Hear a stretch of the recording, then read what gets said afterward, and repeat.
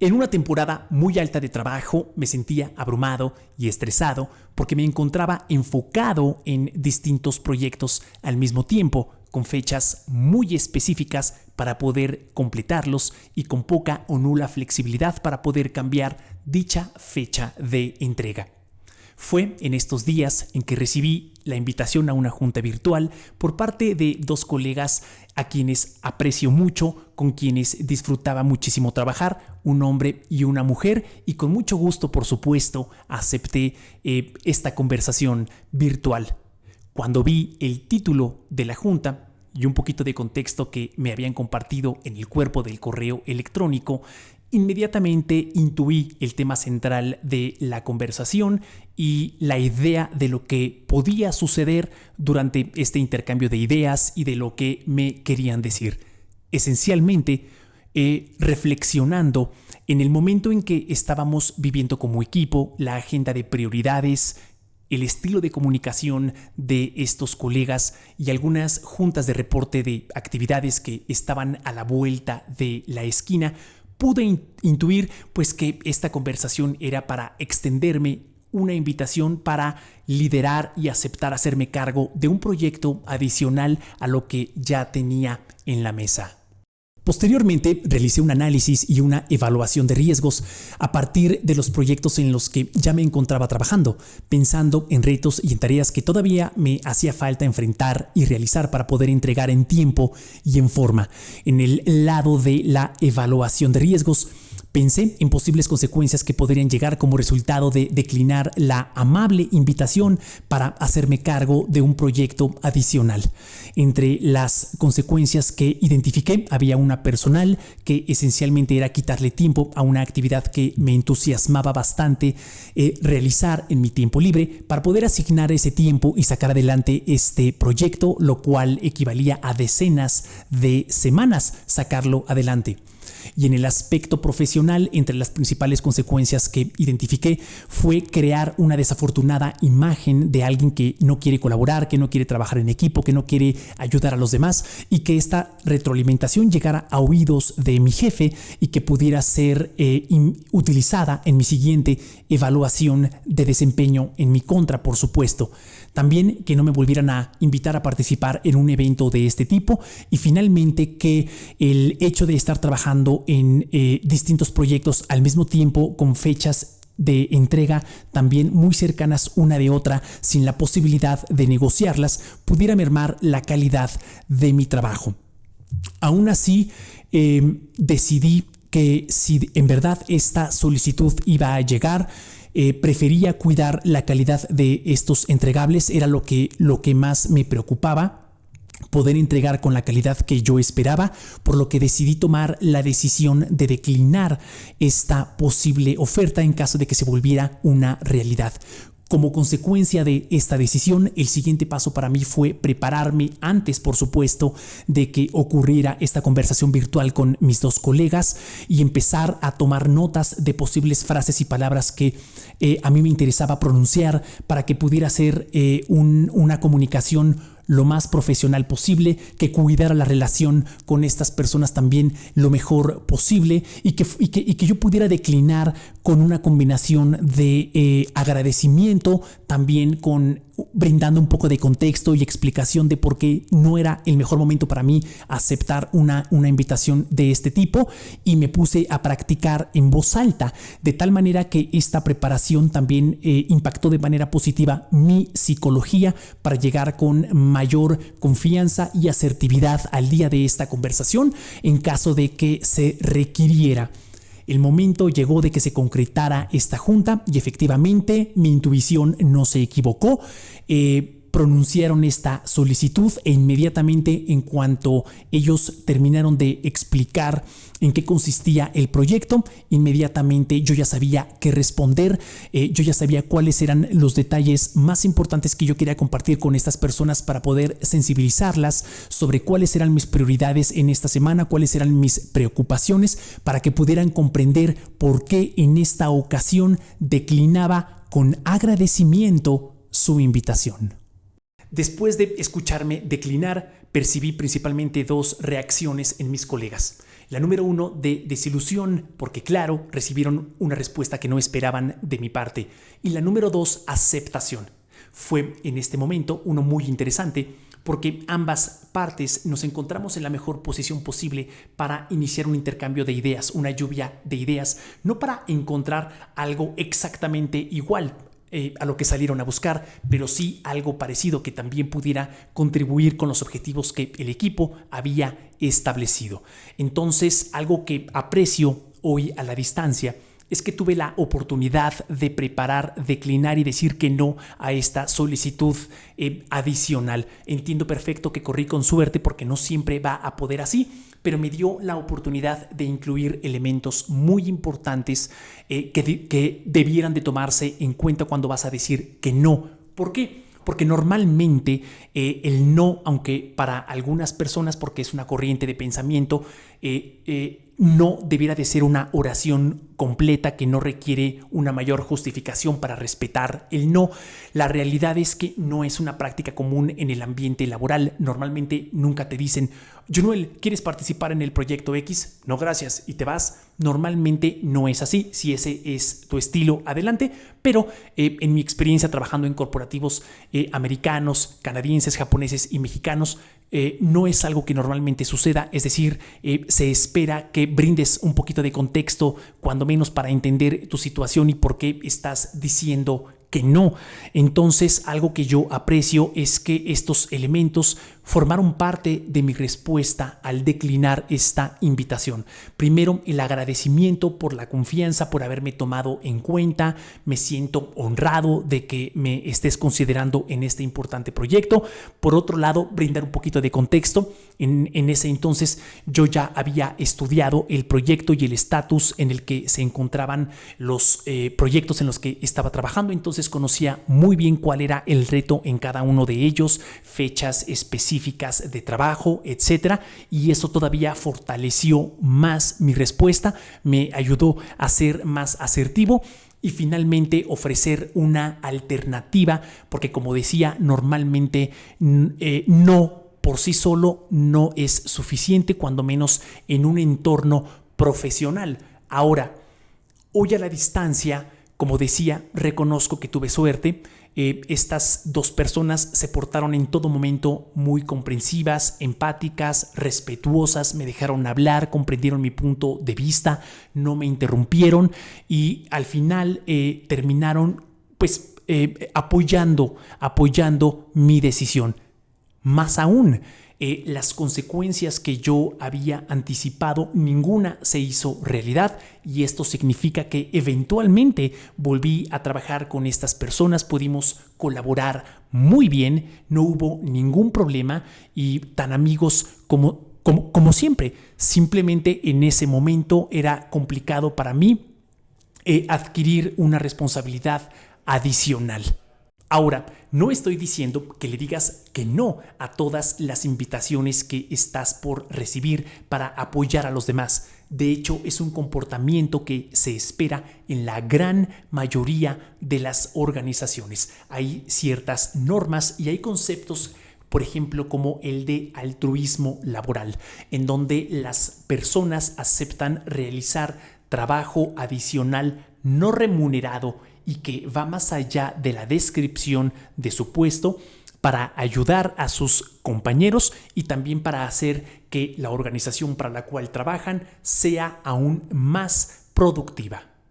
Y en un contexto de normas y de comportamientos que se esperan de los empleados en el lugar de trabajo, por ejemplo, aquellos que tienen que ver con aceptar trabajo adicional no remunerado para ayudar a alguien más o bien declinarlo, hay muchísimos ángulos desde donde se puede abordar el tema y muy interesantes. Por ejemplo, recientemente leí un estudio realizado por la Universidad de Nueva York, en donde se explica que hay diferencias entre mujeres y hombres en relación con el costo que tienen que pagar cuando declinan apoyar a alguien más a partir de ciertos estereotipos de cómo se supone que tenemos que ser los hombres en el lugar de trabajo y también las mujeres. De acuerdo con el estudio, ya se espera que las mujeres apoyen a los demás, se da por hecho, y de los hombres se espera que hagan todo lo posible para lograr resultados. Esto significa, de acuerdo con el estudio, que cuando una mujer apoya en el lugar de trabajo, recibe menos reconocimiento en comparación con los hombres porque es algo que ya se espera de ella.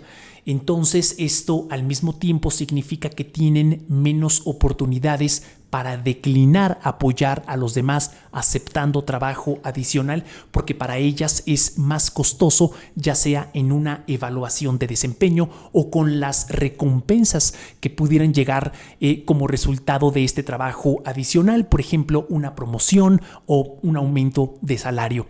En el caso de los hombres, por el contrario, al no esperarse que ayudemos a los demás, cuando lo hacemos se nos reconoce y se nos aplaude más, porque en realidad no deberíamos de estarlo haciendo, cuando menos no al nivel en que lo hace una mujer, de acuerdo con este estudio.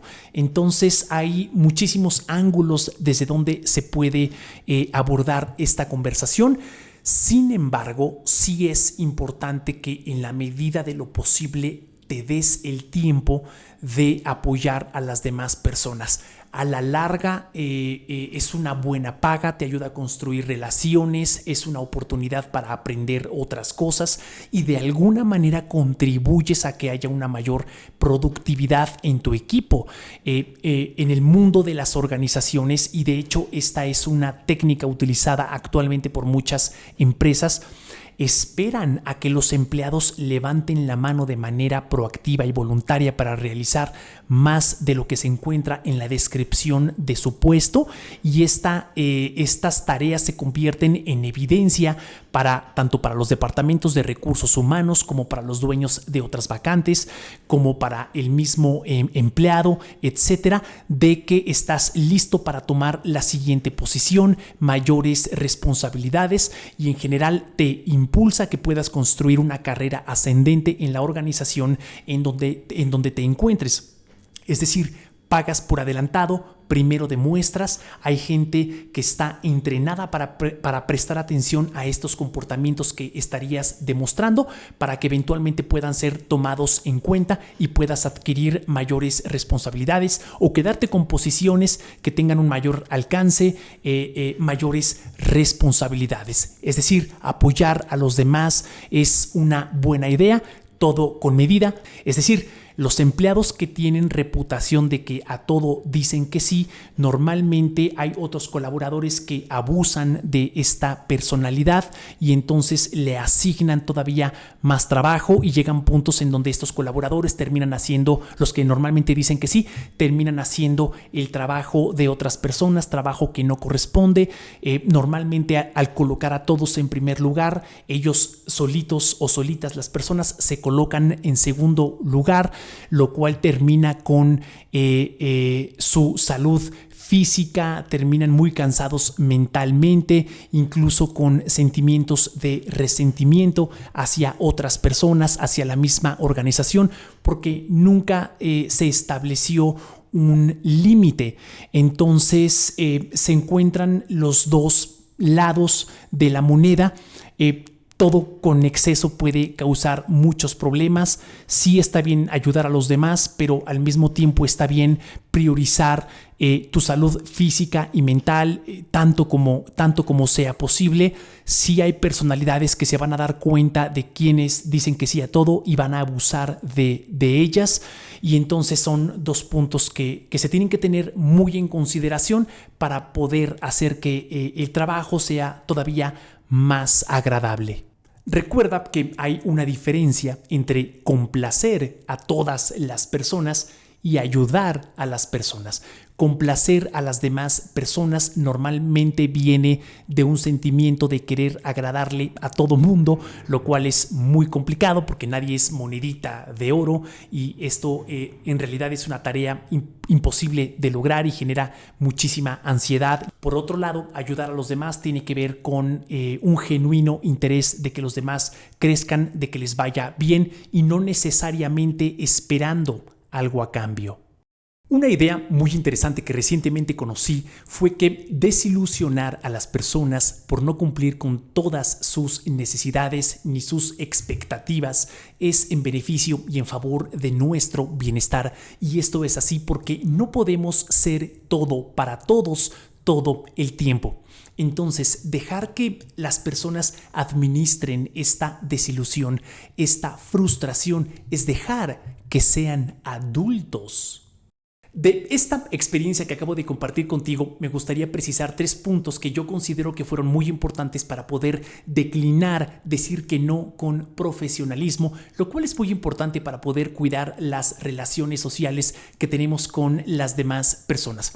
El punto número 1 fue conocer el contexto y la realidad del equipo, lo que estábamos viviendo, prioridades, agenda y eventos importantes que estaban por suceder. Esto me permitió a mí poder anticipar cuál iba a ser la solicitud del equipo en cuestión. El punto número 2 que considero que fue muy importante fue confiar en mi intuición y actuar en consecuencia. Mi intuición me decía que me iban a proponer hacerme cargo de un proyecto adicional y no únicamente lo dejé ahí. Me senté, tomé un cuaderno, pluma, practiqué en voz alta, encontré frases, diseñé yo frases desde cero a partir de mi propia experiencia y conocimiento. Fui a investigar el detalle de mis proyectos para poder respaldar lo que iba a decir, de tal manera que llegué con una fortaleza psicológica, con preparación para el momento en que se hiciera presente esta solicitud. Si no llegaba, no pasaba nada, pero yo ya iba a estar listo y así fue. Esto me ayudó a ser muy efectivo. Y finalmente, declinar con profesionalismo. Este es el punto número 3. Darme el tiempo de investigar, de conocer, de educarme. ¿Cómo podía yo declinar con todo el profesionalismo posible? Digo, por un lado, y esto es un punto muy importante, uno puede cuidar las palabras y las frases que uno pronuncia tanto como sea posible, pero esto no garantiza que las personas lo vayan a tomar de la mejor manera posible. Uno se prepara tanto pues como nos parezca razonable, pero al final cada persona va a decidir cómo va a reaccionar a nuestra comunicación, pero en este punto a mí me interesa bastante que me enfoqué en lo que sí podía controlar, que era diseñar, pues decir que no con profesionalismo, y esto incluía el agradecimiento, incluía evidencia o puntos de respaldo de por qué iba a decir que no, y finalmente proponer una alternativa para que el equipo de alguna manera se pudiera beneficiar de esta llamada que tuvo conmigo. Algunas de las frases que apunté para que en algún momento yo pudiera utilizarlas durante el momento en que iba a declinar esta solicitud que eventualmente se volvió una realidad son estas 4. La número 1 es después de pensarlo con mucho cuidado, bla, bla, bla, bla, bla.